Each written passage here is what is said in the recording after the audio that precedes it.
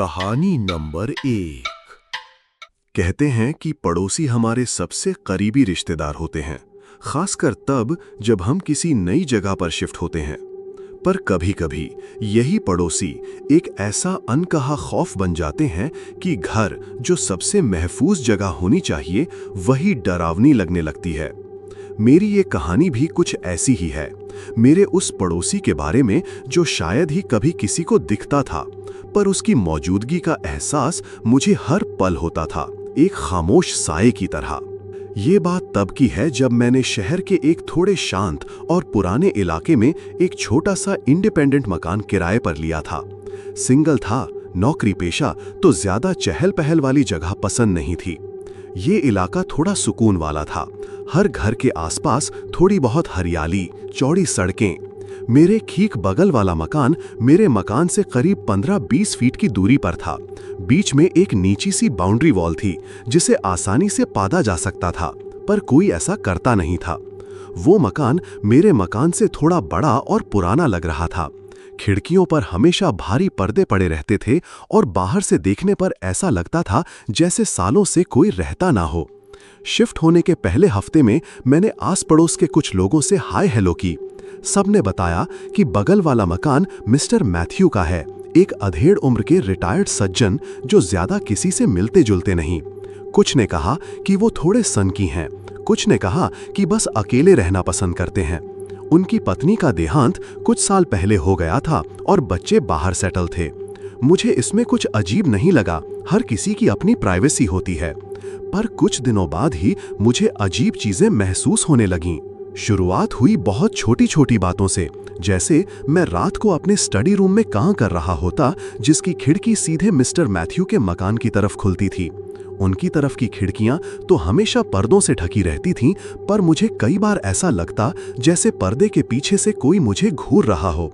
कोई ठोस सबूत नहीं, बस एक एहसास, एक सिहरन जो पीठ में दौड़ जाती। मैं पर्दा हटाकर देखता तो सामने सिर्फ अंधेरा और बंद खिड़की ही नजर आती। मैंने सोचा शायद मेरा वहम है, नई जगह है, अकेले रहने की वजह से ज्यादा सोच रहा हूं। फिर मेरे घर के बाहर रखी छोटी मोटी चीजें अपनी जगह से थोड़ी हटी हुई मिलने लगीं, जैसे सुबह अखबार दरवाजे के थोड़ा और पास रखा मिलता, या रात को मैंने जो गमला एक खास जगह पर रखा था वो सुबह थोड़ा सा खिसका हुआ होता। ये इतनी मामूली बातें थीं कि किसी से कहता तो लोग मुझ पर हंसते। मैंने भी खुद को समझाया कि शायद हवा से हुआ होगा या बिल्ली वगैरह ने किया होगा। पर एक रात जो हुआ उसने मेरा वहम यकीन में बदलना शुरू कर दिया। उस रात मैं देर तक जाग रहा था, कोई फिल्म देख रहा था। करीब 2 बजे होंगे। मुझे प्यास लगी तो मैं किचन में पानी लेने गया। मेरे किचन की खिड़की भी मिस्टर मैथ्यू के घर की तरफ खुलती थी, पर थोड़ी ऊंचाई पर थी। जैसे ही मैंने लाइट जलाई, मुझे मिस्टर मैथ्यू के घर की उस खिड़की पर, जो मेरे किचन की खिड़की के ठीक सामने पड़ती थी, पर्दे के पीछे एक परछाई सी दिखी। वो परछाई स्थिर थी, जैसे कोई वहां खड़ा हो। मेरा दिल जोर से धड़का। क्या वो मुझे देख रहे थे इतनी रात को अंधेरे में?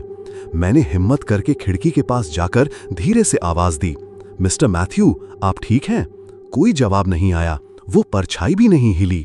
कुछ देर में वहीं खड़ा रहा, फिर मुझे डर लगने लगा। मैंने किचन की लाइट बंद की और वापस अपने कमरे में आ गया। उस रात मुझे नींद नहीं आई, बार बार वही परछाई आंखों के सामने आ रही थी। अगले दिन मैंने सोचा कि शायद मुझे मिस्टर मैथ्यू से बात करनी चाहिए, पर कैसे? क्या कहता कि आप रात को मुझे घूरते हैं? उन्होंने तो कभी मुझसे ठीक से बात भी नहीं की थी। मैं हिम्मत नहीं जुटा पाया। इसके बाद अजीब घटनाओं का सिलसिला और बढ़ गया। मुझे अपने घर के अंदर से भी हल्की फुल्की आवाजें आने लगीं जब मैं घर पर अकेला होता था, जैसे किसी के चलने की धीमी आवाज या किसी चीज के गिरने की बहुत ही मामूली आवाज। ये आवाजें इतनी हल्की होती थीं कि मैं खुद भी श्योर नहीं हो पाता था कि मैंने सच में कुछ सुना है या ये भी मेरा वहम है। एक शाम मैं ऑफिस से लौटा तो मेरे दरवाजे के बाहर चौखट पर एक मुरझाया हुआ गुलाब का फूल रखा था। कोई नोट नहीं, कुछ नहीं, बस वो एक फूल। मुझे बहुत अजीब लगा। किसने रखा होगा? मिस्टर मैथ्यू, पर क्यों? क्या ये कोई इशारा था? मैं उस फूल को अंदर नहीं ले गया, वहीं पड़ा रहने दिया। उस रात मुझे अपने बेडरूम में, जिसकी खिड़की भी उन्हीं के घर की तरफ थी, ऐसा लगा जैसे कोई खिड़की के शीशे पर बहुत हल्के से उंगली फिरा रहा हो। आवाज इतनी धीमी थी कि अगर मैं पूरी तरह शांत ना होता तो सुन भी ना पाता। मैं डर के मारे बिस्तर से उठा ही नहीं, बस आंखें बंद करके सोने का नाटक करता रहा। दिल बुरी तरह धड़क रहा था। अब मेरा डर सिर्फ एहसास नहीं रहा था, वो यकीन में बदल चुका था कि मिस्टर मैथ्यू मुझ पर नजर रख रहे हैं। और सिर्फ नजर ही नहीं, शायद वो मेरे घर के आसपास भी आते हैं जब मैं नहीं होता या जब मैं सो रहा होता हूँ। ये सोचकर ही मेरी रूह कांप जाती थी। मैंने अपने घर के सारे पर्दे मोटे लगवा लिए, खिड़कियों को अंदर से लॉक करने के अलावा उन पर स्टॉपर भी लगा दिए। एक वीकेंड मैंने फैसला किया कि मैं आज मिस्टर मैथ्यू के घर जाकर उनसे मिलूंगा, चाहे कुछ भी हो। मैंने हिम्मत जुटाई और उनके दरवाजे पर दस्तक दी। काफी देर तक कोई जवाब नहीं आया। फिर बहुत धीरे से दरवाजा थोड़ा सा खुला और मिस्टर मैथ्यू का चेहरा दिखा। वो वाकई बहुत बूढ़े और कमजोर लग रहे थे। उनकी आंखें धसी हुई थीं और उनमें एक अजीब सी खालीपन था। जी, उन्होंने बहुत ही धीमी कांपती हुई आवाज में पूछा। नमस्ते मिस्टर मैथ्यू, मैं आपका पड़ोसी हूं, इस घर से। मैंने अपने घर की तरफ इशारा करते हुए कहा, बस आपसे मिलने आया था। उन्होंने मुझे ऊपर से नीचे तक देखा। उनकी आंखों में कोई भाव नहीं था। फिर बोले, मुझे किसी से नहीं मिलना, और दरवाजा बंद करने लगे। एक मिनट मिस्टर मैथ्यू, मैंने थोड़ा जोर से कहा, मुझे आपसे कुछ जरूरी बात करनी है। वो रुके, दरवाजे की दरार से मुझे घूरते रहे। क्या बात है? मिस्टर मैथ्यू, क्या आप ठीक हैं? मुझे कई बार ऐसा लगा है कि आप परेशान हैं। मैं सीधे सीधे वो बातें नहीं कह पा रहा था। उनकी आंखों में अचानक एक अजीब सी चमक आई। मैं परेशान हूं? वो हंसे, एक सूखी बेजान हंसी। नहीं, मैं तो बस देखता हूं, सब देखता हूं। क्या देखते हैं आप? मेरा दिल तेजी से धड़कने लगा था।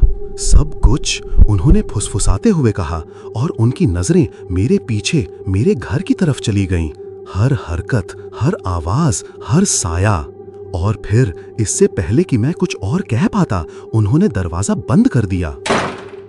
मैं वहीं खड़ा रह गया, सन्न।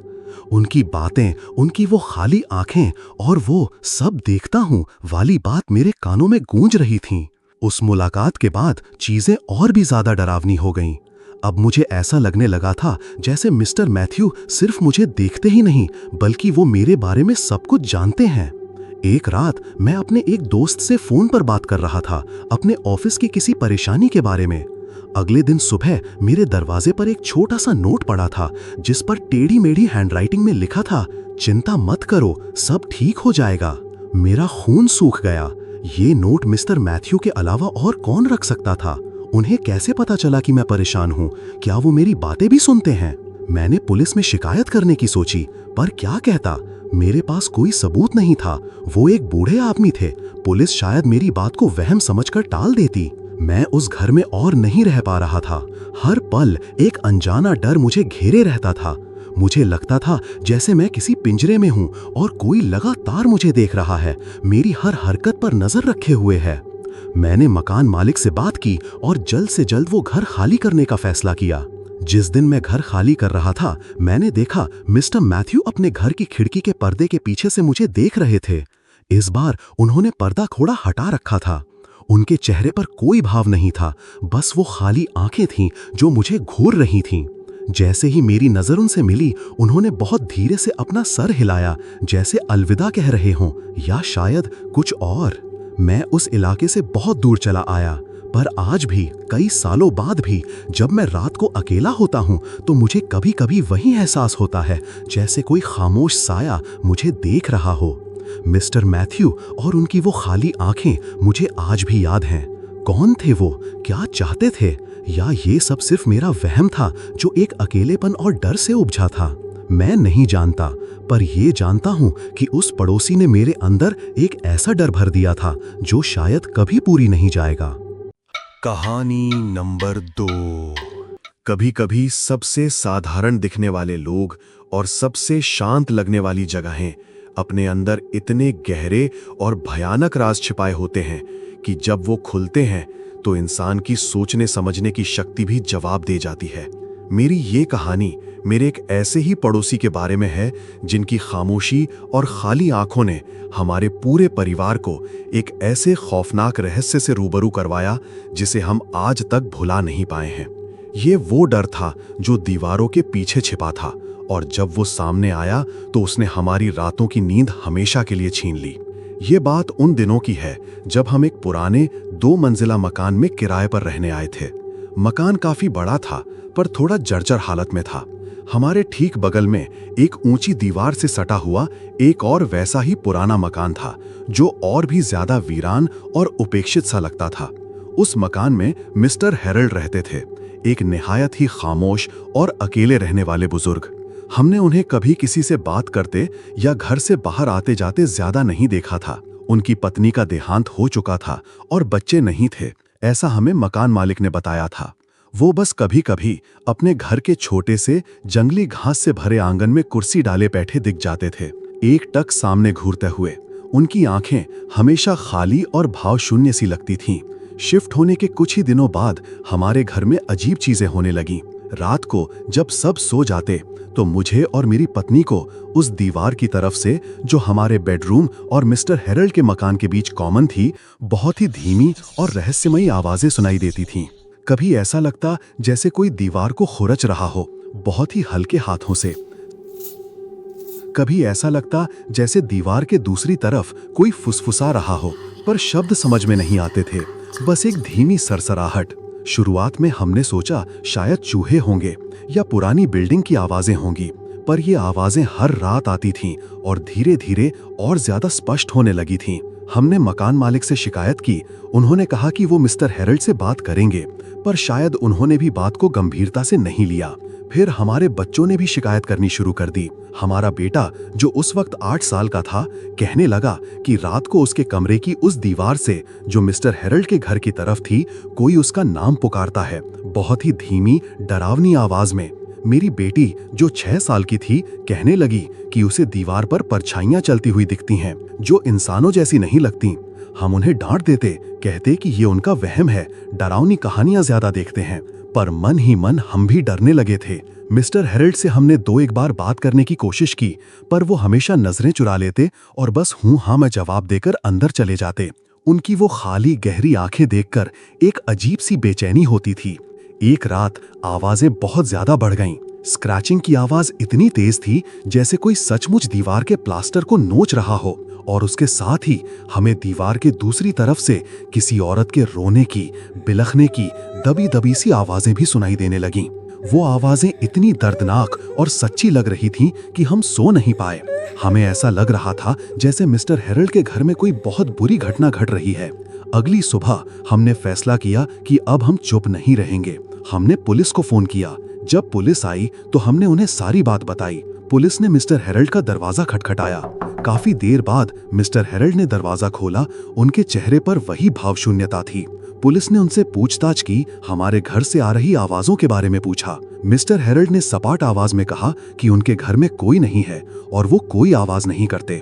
पुलिस भी शायद हमारी बात पर पूरी तरह यकीन नहीं कर रही थी, पर हमारे बार बार जोर देने पर वो मिस्टर हेरल्ड के घर की तलाशी लेने के लिए राजी हो गए, खासकर उस दीवार के आसपास के हिस्से की।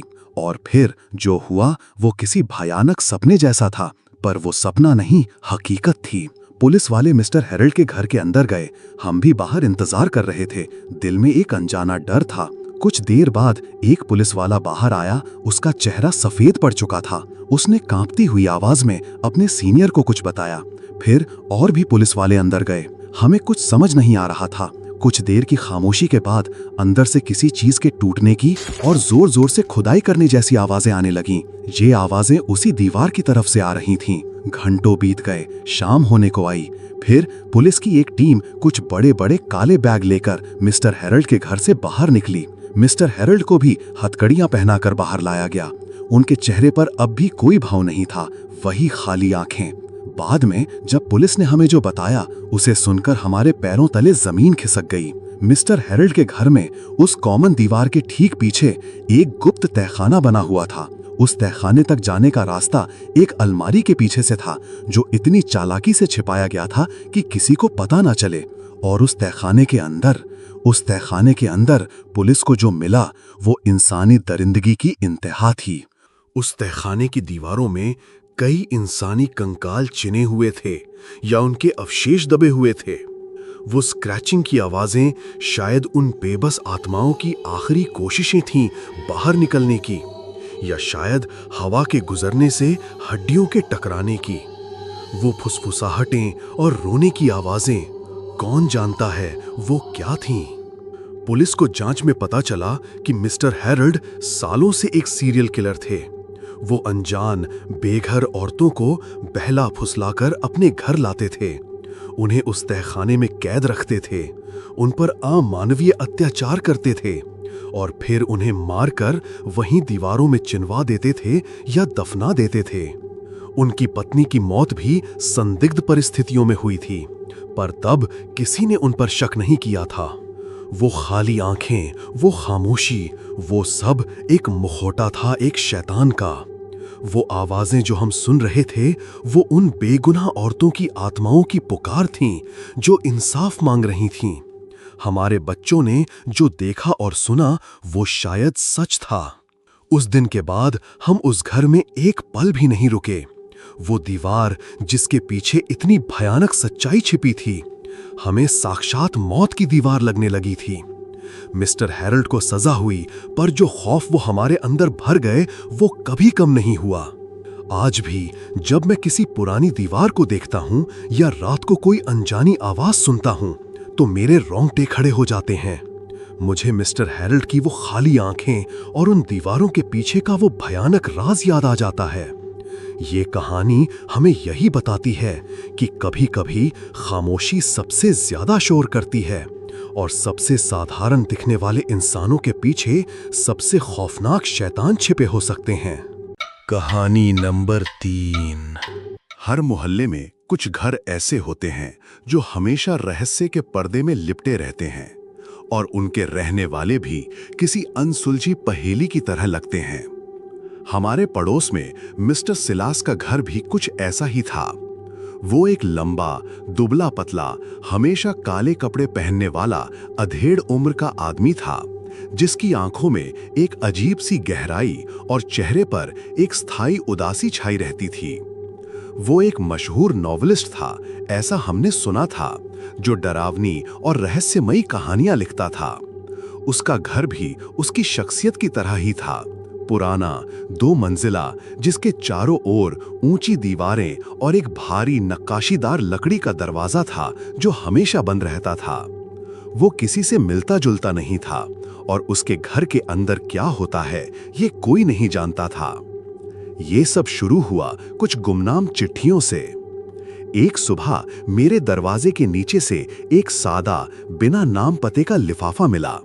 उसके अंदर टाइप की हुई एक छोटी सी चिट्ठी थी जिसमें लिखा था, सावधान रहो, दीवारें भी सुनती हैं और कुछ राज कभी दफन नहीं होते, वो देख रहा है। नीचे कोई दस्तखत नहीं थे। मुझे लगा किसी ने मजाक किया है, मैंने चिट्ठी फेंक दी। पर कुछ दिनों बाद वैसी ही एक और चिट्ठी मिली। इस बार उसमें लिखा था, खामोशी कभी कभी सबसे बड़ा झूठ होती है, बंद दरवाजों के पीछे की आवाजें सुनो। अब मुझे थोड़ी बेचैनी होने लगी। ये कौन था जो ऐसी रहस्यमयी बातें लिख रहा था, और वो कौन था जो देख रहा था? मैंने अपने आस पड़ोस के कुछ लोगों से बात की, पर किसी को ऐसी कोई चिट्ठी नहीं मिली थी। मेरा शक मिस्टर सिलास पर गया। क्या वो अपनी कहानियों का कोई प्लॉट मुझ पर आजमा रहा था? पर वो तो किसी से बात भी नहीं करता था। फिर मेरे घर में कुछ अजीब चीजें होने लगीं। मुझे लगने लगा जैसे कोई मुझ पर नजर रख रहा है। कभी कभी जब मैं अपने स्टडी रूम में काम कर रहा होता, तो मुझे खिड़की के बाहर से हल्की सी आहट सुनाई देती, जैसे कोई खड़ा हो। पर जब मैं देखता तो वहां कोई नहीं होता। मेरे फोन पर भी कभी कभी अजीब से ब्लैंक कॉल्स आने लगे। उठाने पर दूसरी तरफ से सिर्फ खामोशी होती। एक रात मैं अपने लिविंग रूम में बैठा था, तभी मुझे मिस्टर सिलास के घर की ऊपरी मंजिल की एक खिड़की से हल्की सी रोशनी आती दिखी और एक परछाई जो तेजी से गुजर गई। ये अजीब था क्योंकि वो खिड़की हमेशा बंद रहती थी और उस तरफ से कभी कोई रोशनी नहीं आती थी। अगली गुमनाम चिट्ठी और भी ज्यादा डरावनी थी। कुछ कहानियां खून से लिखी जाती हैं। क्या तुम उस कहानी का हिस्सा बनना चाहते हो जिसका अंत भयानक हो? इसके साथ एक छोटी सी पुरानी तस्वीर भी थी जिसमें मिस्टर सिलास का घर दिख रहा था, पर तस्वीर में घर के सामने एक औरत खड़ी थी जिसका चेहरा धुंधला था। अब मेरा डर यकीन में बदल गया था कि कुछ तो बहुत गड़बड़ है और इसका सीधा संबंध मिस्टर सिलास से है। पर मैं क्या कर सकता था? मेरे पास कोई सबूत नहीं था। मैंने फैसला किया कि मैं खुद इस रहस्य की तह तक जाऊंगा। मैंने मिस्टर सिलास के घर पर नजर रखनी शुरू कर दी। कई दिनों तक कुछ खास नहीं हुआ। वो अपने घर से बाहर नहीं निकलते थे और ना ही उनके घर कोई आता जाता था। फिर एक रात तेज बारिश हो रही थी और बिजली कड़क रही थी। मैंने देखा मिस्टर सिलास के घर का पिछला दरवाजा, जो एक अंधेरी गली में खुलता था, थोड़ा सा खुला हुआ है। ये एक मौका था। मेरा दिल जोर जोर से धड़क रहा था, पर मेरे अंदर एक अजीब सी हिम्मत आ गई थी। मैंने टॉर्च उठाई और चुपके से अपने घर से निकलकर उस गली की तरफ बढ़ा। मिस्टर सिलास के घर का पिछला दरवाजा वाकई थोड़ा खुला था। मैंने हिम्मत करके उसे और धकेला। अंदर घुप अंधेरा था और एक अजीब सी बासी और धूल भरी गंध आ रही थी। मैंने टॉर्च जलाई। मैं एक लंबे अंधेरे गलियारे में था। दीवारों पर बड़ी बड़ी पेंटिंग्स लटकी थीं, जो बहुत ही डरावनी और विभत्स थीं। गलियारे के आखिर में एक बड़ा सा कमरा था, शायद उनका स्टडी रूम। दरवाजा थोड़ा सा खुला था। अंदर से किसी के टाइपराइटर पर लिखने की टक टक की आवाज आ रही थी। मैंने झांक कर देखा। अंदर मिस्टर सिलास अपनी बड़ी सी मेज पर बैठे टाइपराइटर पर कुछ लिख रहे थे। उनके चेहरे पर एक अजीब सा जुनून था। कमरे में हर तरफ किताबें और कागज बिखरे पड़े थे और दीवार पर एक बहुत बड़ी तस्वीर लगी थी, उसी औरत की जो गुमनाम चिट्ठी के साथ मिली थी। पर इस तस्वीर में उसका चेहरा साफ था। वो एक खूबसूरत औरत थी, पर उसकी आंखों में एक गहरी उदासी थी। तभी मिस्टर सिलास अचानक रुके। उन्हें शायद मेरी आहट मिल गई थी। उन्होंने धीरे से अपना सर घुमाया और मुझे देखा। उनकी आंखों में हैरानी नहीं, बल्कि एक अजीब सी ठंडी मुस्कान थी। तो तुम आ ही गए, उन्होंने एक बहुत ही शांत पर गहरी आवाज में कहा। मैं तुम्हारा ही इंतजार कर रहा था। मेरा खून सूख गया। आप क्या कर रहे हैं? और ये चिट्ठियां? वो अपनी कुर्सी से उठे और मेरी तरफ बढ़े। चिट्ठियां? ओह, वो तो बस तुम्हें यहां तक लाने का एक जरिया थी। कहानी का क्लाइमैक्स तुम्हारे बिना अधूरा था। कहानी? कैसी कहानी? मैं पीछे हटने लगा। मेरी अगली कहानी, उन्होंने कहा, और उनकी मुस्कान और भी ज्यादा डरावनी हो गई। एक ऐसी कहानी जो सच पर आधारित है, मेरे अपने सच पर। उन्होंने दीवार पर लगी उस औरत की तस्वीर की तरफ इशारा किया। ये मेरी पत्नी थी, एलिजा। बहुत खूबसूरत थी, है ना? पर उसे मेरे लिखने से नफरत थी। वो कहती थी कि मेरी कहानियां बहुत डरावनी हैं और मैं एक पागल हूं। उनकी आवाज में दर्द और गुस्सा दोनों था। एक रात हमारा बहुत झगड़ा हुआ और मैंने उसे मार दिया। मैं सन्न रह गया। क्या? हाँ, उन्होंने कहा, जैसे कोई बहुत आम बात बता रहे हों। और फिर मैंने उसे इसी घर में, इसी स्टडी रूम की दीवार के पीछे चिनवा दिया। वो हमेशा मेरे साथ रहती है, मेरी कहानियों का हिस्सा बनकर। उन्होंने दीवार के एक हिस्से की तरफ इशारा किया जहां प्लास्टर थोड़ा अलग लग रहा था। वो चिट्ठियां, वो एलिजा ही तुम्हें लिखती थी। वो चाहती थी कि कोई उसका राज जाने। वो आजाद होना चाहती है। मुझे कुछ समझ नहीं आ रहा था। क्या वो सच बोल रहे थे या ये भी उनकी किसी कहानी का हिस्सा था? और अब तुम भी इस कहानी का हिस्सा बनोगे, मिस्टर सिलास ने कहा, और उनके हाथ में एक चमकता हुआ पेपर नाइफ आ गया जो किसी छोटे खंजर जैसा लग रहा था। वो मेरी तरफ झपटे। मैं चीखते हुए पीछे हटा और दरवाजे की तरफ भागा। उन्होंने मेरा पीछा किया। मैं किसी तरह उस घर से बाहर निकलकर अपनी जान बचाकर भागा और सीधे पुलिस स्टेशन पहुंचा। जब पुलिस मिस्टर सिलास के घर पहुंची तो वो अपने स्टडी रूम में आराम से बैठे थे, जैसे कुछ हुआ ही ना हो। पर जब पुलिस ने उस दीवार को तोड़ा तो अंदर से वाकई एक औरत का कंकाल निकला। वो एलिजा का कंकाल था। मिस्टर सिलास को गिरफ्तार कर लिया गया। पूछताछ में उन्होंने अपना जुर्म कबूल कर लिया। उन्होंने बताया कि उन्हें अपनी पत्नी की आत्मा दिखाई देती थी और वो आत्मा ही उन्हें वो गुमनाम चिट्ठियां लिखने के लिए मजबूर करती थी ताकि सच सामने आ सके। शायद वो अपने ही अपराध बोध से पागल हो गए थे। पर उन चिट्ठियों का रहस्य, क्या वो सच में एलिजा की आत्मा ने लिखवाई थी या ये मिस्टर सिलास के विक्षिप्त दिमाग की ही उपज थी जो अपनी कहानी को एक अंजाम तक पहुंचाना चाहता था? ये राज कभी नहीं खुला। उस घटना के बाद मिस्टर सिलास का घर हमेशा के लिए सील कर दिया गया, पर मैं कभी उन गुमनाम चिट्ठियों, उस बंद दरवाजे के पीछे के खौफनाक सच और मिस्टर सिलास की उन ठंडी रहस्यमयी आंखों को नहीं भूल पाया। ये कहानी मुझे हमेशा याद दिलाती है कि कभी-कभी जो हम पढ़ते हैं या सुनते हैं वो सिर्फ कहानियां नहीं होती, बल्कि किसी की दबी हुई खौफनाक सच्चाई भी हो सकती है।